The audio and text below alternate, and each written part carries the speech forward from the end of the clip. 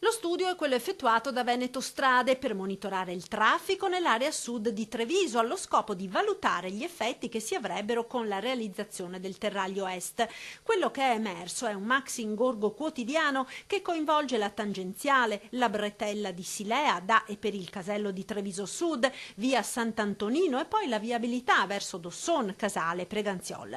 Studio che è stato presentato alle amministrazioni comunali coinvolte, prospettando le due soluzioni, rotatorie a raso o sottopasso, da realizzarsi a Sant'Antonino all'altezza di via Fuin. Hanno fatto vedere tutti gli studi di traffico e la pressione veicolare sulle strade legate alle due scelte, alle due ipotesi.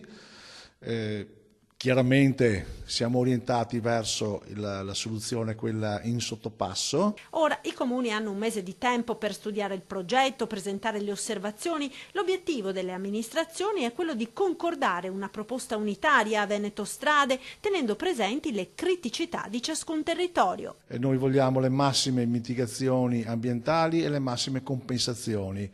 Questo per avere l'opera il meno impattante possibile per i quartieri di Sant'Antonino.